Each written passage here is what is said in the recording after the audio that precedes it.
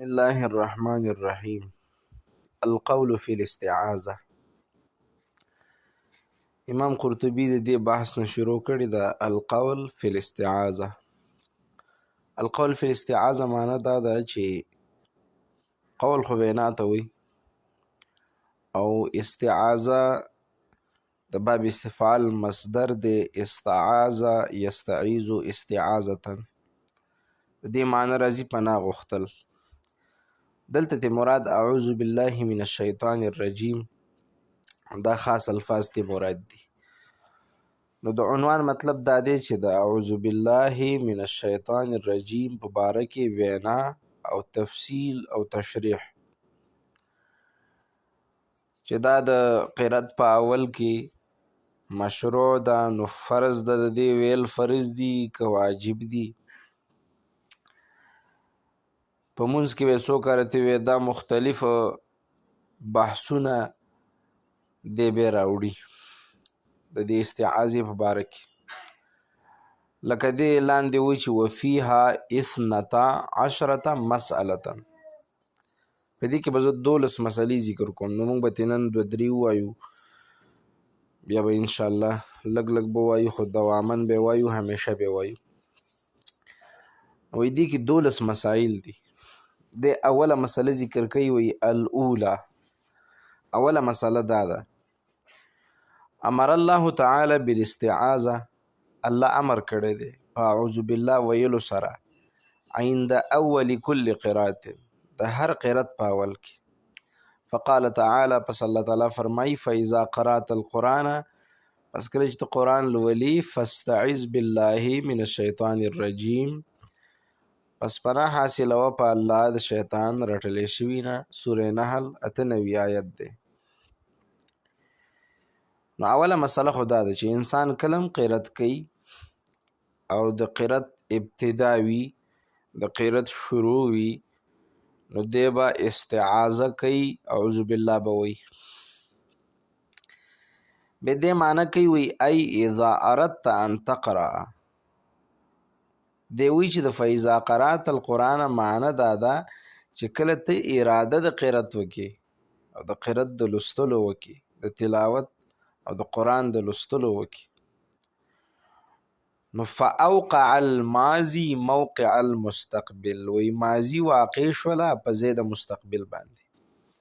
مطلب د دې جملې دا دی، تعبیر خو قرآن کې داسې شوی دی که نه، فاذا قرأت القرآن، پس کله چې ته قرآن لولي. اوس د ماضي معنی چې موږ کوو نو بیا خو کې تېره شوې زمانه موږ راخلو. مطلب لکه ضربه زیدون، زید وهل کړي وو په تېره زمانه کې. نو داسې فاذا قرأت القرآن که د دې موږ د ماضي معنی کوو، بیا معنی داسې راځي چې فاذا قرأت القرآن، پس کله چې تا قرآن لوستلی و. نو اوس دا معنی خو د مقام مناسب نه ده. نو دی وایي چې مناسب معنی د مقام مطابق دا ده چې موږ د ماضي د مستقبل په ځای کو. کله چې اذا په ماضي باندې داخل شي نو دا د ماضي د مستقبل په معنی کې جوړی. قرآن کې د ډېر امثله دي چې کله دا لفظ د اذا په ماضي داخل شي نو د دې نه د ماضي هغه معنی ختم شي، لکه اذا وقعت الواقعه، کله چې قیامت واقع شي. نو که موږ د ماضي معنی کوو نو مطلب به دا راځي چې کله قیامت واقع شوی وو. نو فاوقع الماضي موقع المستقبل، وی دلته کې هم ماضي د مستقبل په ځای واقع شوی ده. کما قال الشاعر، دې ځای نه یو استشهاد پیش کوي، د دې خبرې دپاره یو استشهاد او یو دلیل پیش کوي. وی لکه د شاعر وینا ده، او شاعر ویلی دي وانی لآتیکم لذکر الذی، او یقینا زه به راوړم تاسو ته او بیانوم به تاسو ته لذکر الذی، زما هغه تذکره مضی من الود چې هغه تیره شوې ده د محبت. د محبت چې کومې قصې دي او کومې چې وایي ما کړي دي، شاعر وایي هغه به زه تاسو ته یو ورځ بیانوم. و استیناف ما کان فی غدن، او په راروانې زمانه کې چې کومې نوې قصې زه کومه د محبت قصې، نو هغه به هم درته بیانوم، راز د نه وایي نه پټوم. نو اراده ما یکون فی غدین، دلته ګوره دا کانه ماضي ده، کانه فی غدین. نو کانه که موږ د ماضي معنی کوو نو لکه د ضربه زیدون مثال موږ ورکړو چې مخکې په سبا کې کمې قصې تېرې شوي دي او مخکې زمانه کې کمې قصې تېرې شوي دي هغه به تذکر کوم، بیا د ماضي معنی داسې راځي. خو نه شاعر دلته دا اراده نه کوي بلکې دا اراده کوي چې ما یکون فی غدین، سبا چې کوم را روان دی یعنې مستقبل زمانه په هغې کې چې کوم د محبت نوې قصې ما ته پیش راځي نو هغه به زه ستاسو نه پټوم. وقیل فی الکلام تقدیم و تاخیر، یو قول دام دی چې په دې کلام کې تقدیم او تاخیر دی. اوس دی د دې کلام نه مراد هغه فاذا قرأت القرآن نه اخلي چې فاذا قرأت القرآن کې تقدیم او تاخیر دی، دی دا شعر مراد اخلي. وقیل فی الکلام تقدیم و تاخیر، دا قول هم دی چې په کلام کې تقدیم او تاخیر دی.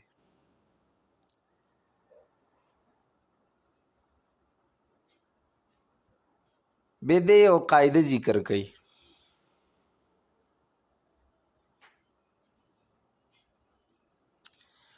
وَإِنَّ كُلَّ فعلین تقاربا فی المعنى، د دې تقدیم او د تأخیر متعلق یو قاعده ذکر کوي چې دا تقدیم او تأخیر چرته جایزي په کلام کې. نو دی وی وَإِنَّ كُلَّ فعلین، هر هغه دو فعلونه تقاربا فی المعنى چې په معنی کې یو بل ته نږدې، نو جاز تقدیم ایهما شئتا، په هغې کې د یو مقدم کول او د بل رستو کول، بیا د بل مقدم کول او د بل رستو کول دا جایز دي.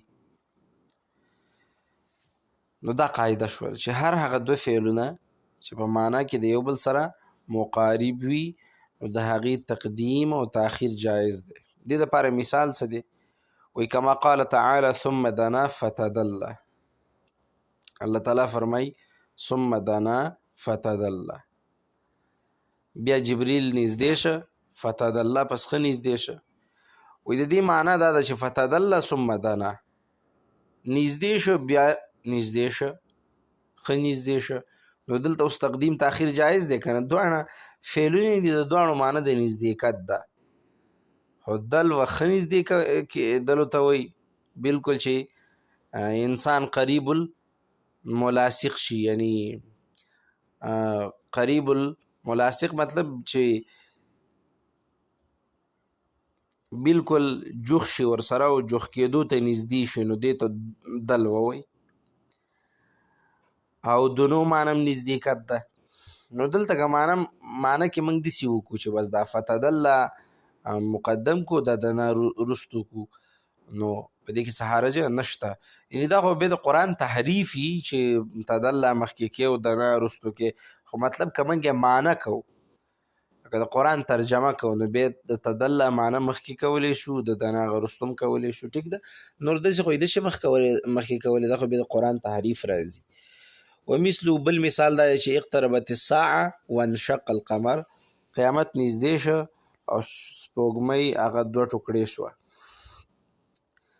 نو وایي دلته په معنی کې داسې هم کولی شي چې انشق القمر او اقتربت الساعه، سپوږمۍ ټوکړې شوله او قیامت نږدې شه. او کثیر او د دې ډېر مثالونه وی راځي. نو په دې مثال کې که موږ القمر دا مخکې کو یعنې انشق القمر په معنا کې نو څه حرج نشته، په الفاظو کې خو یې نشو مخکې کولی ځکه چې بیا خو د قرآن کریم تحریف راځي. دا بره چې وقیل فی الکلام تقدیم و تاخیر، که چېرته د امام قرطبي دې ته اشاره کوي چې فاذا قرأت القرآن فاستعذ بالله من الشیطان الرجیم، په دې کې تقدیم و تاخیر دی. نو بیا به دا معنی نه وي چې په الفاظو کې تقدیم و تاخیر دی، نه په معنا کې تقدیم و تاخیر دی. په معنا کې څنګه تقدیم و تاخیر دی؟ معنا به د آیت دا شي چې فاستعذ بالله من الشیطان الرجیم فاذا قرأت القرآن، ته په الله باندې د شیطان رټلی شوي نه پناه وغواړه چې کله د قرآن لوستلو اراده کې. نو دا تقدیم و تاخیر که چېرته امام قرطبي دې ته اشاره کوي د آیت کریمه ته نو په معنا کې بیا تقدیم و تاخیر په دې طریقه باندې چې فاستعذ بالله من الشیطان الرجیم فإذا قرأت القرآن. دې به اکتفا وکړو. 10 منټه کلیپ دی، زیات به په دې واتساپ باندې سینډ کېږي نه، نو زه معذرت غواړم. وایو به داسې دوامن به وایو چې همیشه ویلی کېږي، خیر دی لږ دی فرق نه کوي، خو چې همیشه ویلی کېږي. الله دې مال هم توفیق راکړي او تعالی هم